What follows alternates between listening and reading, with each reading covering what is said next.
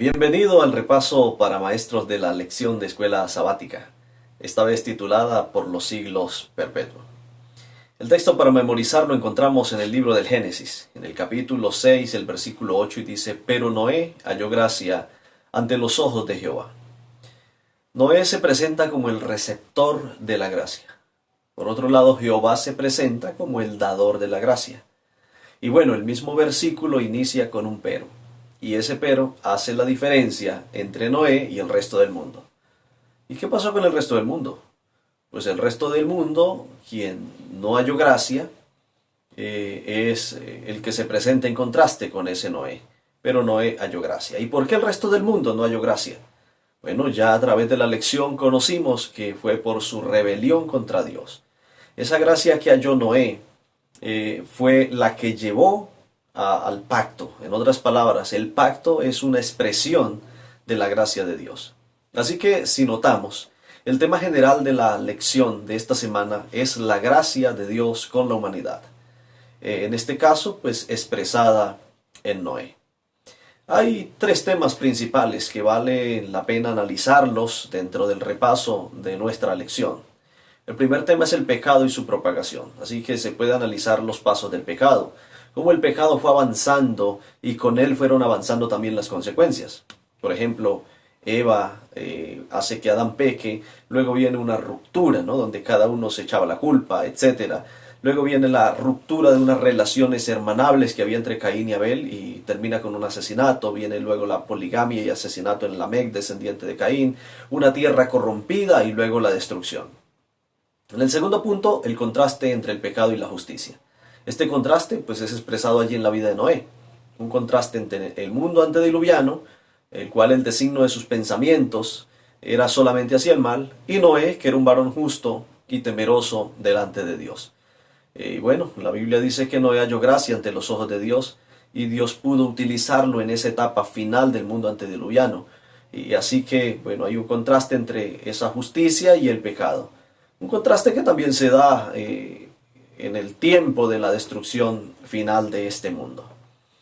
En tercer lugar, el tercer tema es el pacto como una expresión de la gracia. Dios hace un pacto con Noé y pareciera que fuera un pacto unilateral, porque Dios expresa su gracia y establece la señal de un pacto sin que Noé hiciera algo. Sin embargo, pues es un pacto bilateral también porque Noé tiene el compromiso con Dios de temerle, de obedecerle. Esa es la parte que pone Noé: obediencia, sumisión y respeto hacia Dios. Y Dios, pues entonces extiende su gracia a Noé y su familia y la demuestra a través de un pacto.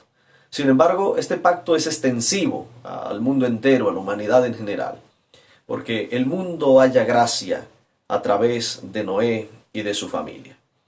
Dios estableció esa señal pactual, mejor dicho, tomó ese fenómeno natural del arco iris para ponerlo como un recuerdo de ese pacto. Y bueno, aquí es interesante recordar un asunto, y es el hecho de que nunca había nubes y lluvia sobre la tierra hasta el diluvio.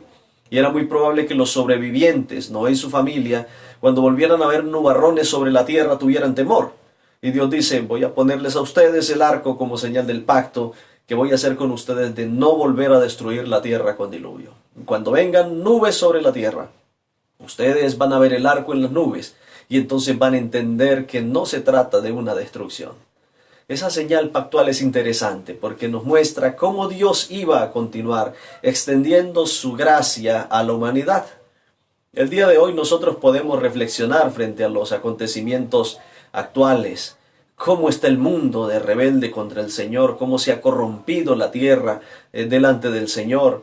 Y aún así, pues el arco sigue apareciendo en las nubes, indicando que desde hace 4.000 o 5.000 años, Dios sigue manteniendo su gracia y sigue siendo fiel a su pacto con la raza humana. Bueno, esa gracia que finalmente, así como con el mundo antediluviano, pues tendrá un límite, pero hoy todavía gozamos de dicha gracia. Esa señal del arco iris, que en términos figurativos envuelve la tierra, pues es una prefiguración de la gracia de Dios, una señal de la gracia de Dios que también envuelve a la humanidad y que está disponible hoy. Como aplicación práctica, Entonces es bueno que allí en clase analicemos el contraste entre el mundo antediluviano y lo que somos nosotros hoy. ¿Puede notarse algún contraste entre nosotros hoy y el mundo que nos rodea? Es decir, ¿hay alguna diferencia entre lo que nosotros somos, cómo nosotros vivimos, y lo que es el mundo y cómo el mundo vive? Bueno, hay que analizarlo, porque si no hay un contraste entre nuestro estilo de vida y el estilo de vida del mundo, pues es posible que estemos alineándonos al mundo. En segundo lugar, pues podemos analizar la vida de Noé, las burlas que pudo haber recibido, lo que tuvo que sobrellevar, y pensar si nosotros estamos dispuestos a soportar también la burla del mundo.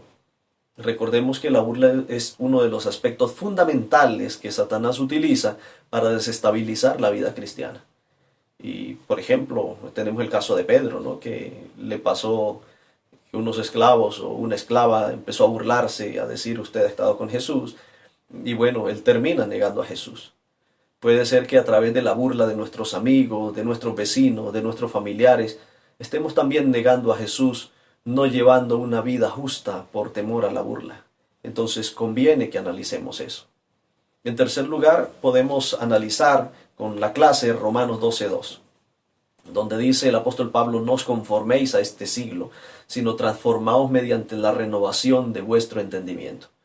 Y entonces aquí hay un llamado y puede ser un desafío para nosotros hoy. Podemos analizar entonces en qué cosas podríamos nosotros estar alineándonos con el mundo. Muchas veces se piensa que, bueno, alinearse con el mundo simplemente tiene que ver con que las hermanas vistan de cierta manera, se maquillen, que algunos hermanos tengan el gusto por el licor, por escuchar música mundana, por ir a una fiesta del mundo, etc. Pero aquí hay cosas más profundas para analizar. Por ejemplo, ¿cómo procedemos en nuestros negocios? ¿Estamos procediendo como el mundo procede? ¿Cómo procedemos en relación a nuestras relaciones familiares o relaciones conyugales? ¿Maltratamos o abusamos como el mundo también lo hace? Cuando se trata de nuestros hermanos que caen en el error, ¿estamos procediendo como el mundo procede? ¿O procedemos de una manera justa? ¿Procedemos de una manera bíblica? Estas cosas y muchas cosas más debemos analizarlas y reflexionar si de verdad nuestro comportamiento se diferencia del comportamiento de la gente de este siglo o no. Bueno, que Dios le bendiga y que tengan una buena clase de escuela sabática juntamente con sus alumnos. Bendiciones.